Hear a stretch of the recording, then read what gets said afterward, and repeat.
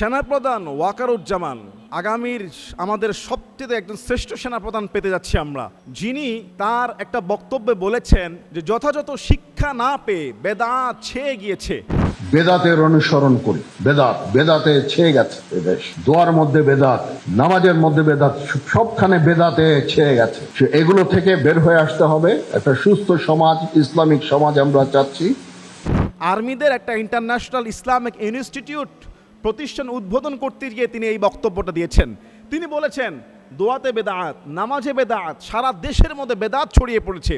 ইসলামী সুশিক্ষা না থাকলে পরে, ইসলামী শিক্ষা না ছড়িয়ে দিতে পারলে ইসলামের মধ্যে বেদাত ছড়িয়ে যাবে। আশ্চর্যের বিষয় হলো ওনার এই বক্তব্যের পরে কিছু ভাইদের গায়ে খুব লেগেছে।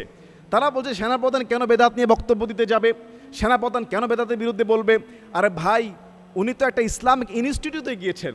তারা বলছে তিনি বলবে শীতকালীন ট্রেনিং সম্পর্কে, সেনা যুদ্ধ সম্পর্কে, রাষ্ট্রীয় বর্ডারে যে যুদ্ধ বা বিভিন্ন সেনাবাহিনীর প্রশিক্ষণ সম্পর্কে। তিনি ইসলামিক অনুষ্ঠানে গিয়ে কি শীতকালীন ট্রেনিংয়ের কথা বলবেন এবং একটা ইসলামিক অনুষ্ঠানে গিয়ে কি তিনি নাচ গানের কথা বলবেন? সেনাপ্রধান কেন বেদাত সুন্নাহ সম্পর্কে প্রত্যেক মুসলমানের জানা উচিত, বলা উচিত। কেননা বেদাত সম্পর্কে রাসূল সাল্লাল্লাহু আলাইহি ওয়াসাল্লাম কঠিন হুঁশিয়ারি দিয়েছে।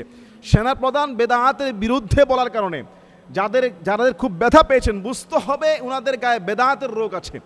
সেনাপ্রধান বলেছেন নামাজে বেদাত, দোয়ায় বেদাত। তারা বলছে নামাজে কোথায় বেদাত? নামাজে কোথায় বেদাত দেখেন না। হিজবুত তাওহীদের বর্তমান যে সেলিম সাহেব, তার বাবা নাম মনে হয় পন্নী ছিল, তাদের তারাবির নামাজ দেখেছেন আজ থেকে 2-3 বছর আগে?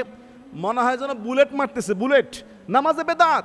রাসূল আকরাম সাল্লাল্লাহু আলাইহি ওয়াসাল্লাম যেভাবে যে কাজ করেন নাই সেটাকে পরিবর্তন করে নিজের মতো করে প্রতিষ্ঠা করার নাম হলো বেদাত।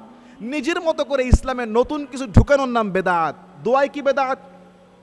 বুঝলাম আপনি নামাজের পরে দোয়াটাকে বেদাত মানছেন না, ঠিক আছে, এটা জায়েজ আছে, নামাজের পরে দোয়া করা জায়েজ আছে, তবে এটা বাধ্যতামূলক না, নামাজের অংশ না। কিন্তু আমাদের দেশের অনেক ভাইরা আছে আজানের পরে হাত তুলে দোয়া করে, এটা তো কোনো হাদিসের মধ্যে নাই।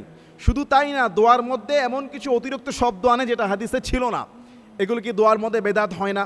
আমাদের দেশের আরেক শ্রেণী ভাইরা, বিশেষ করে চট্টগ্রামের সুন্নি বেরলভী ভাইরা, তারা মনে করে জানাজার শেষ হওয়ার সাথে সাথে জমাতবদ্ধ হয়ে দোয়া করতে হবে, না করলে তারা অনেকে কাফের ফতুয়া দিয়ে দিচ্ছে। তাহলে এইটা কি বেদাত না, যেটা রাসূল সাল্লাল্লাহু আলাইহি ওয়াসাল্লাম করেন নাই? সেনাপ্রধান তো নামাজ আর দোয়া দিয়ে বুঝিয়েছেন, আসলে তো কত বেদাত আছে। তিনি তো এটাই বুঝালেন যে শিক্ষা না থাকার কারণে মানুষের ভিতরে নতুন নতুন আবিষ্কার ঢুকে পড়ছে। আর এতে করে কিছু ভাইয়েরা, আমি দেখলাম যে এনাতুল্লাহ আব্বাসী হুজুরের একটা স্টেটমেন্ট এসেছে বেদাত সম্পর্কে। তিনি আবার একটা বক্তব্য শুনলাম, তিনি বেদাতে হাসানা সাইয়্যা অথবা এটা আগের বক্তব্য হতে পারে।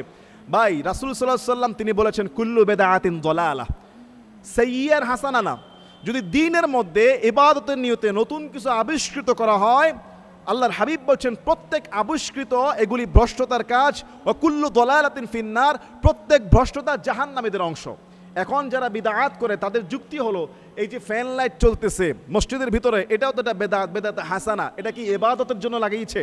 এই ফ্যান লাইট লাগালে সওয়াব হবে, আর যেসব মসজিদে ফ্যান লাইট নাই সওয়াব হবে না, এটা তো ইবাদতের নিয়ত করা হয় নাই। তাহলে বুঝতে হবে বেদাত কি জিনিস, বেদাতে হাসানা, বেদাতে সাইয়্যা, এটা বুঝতে হবে।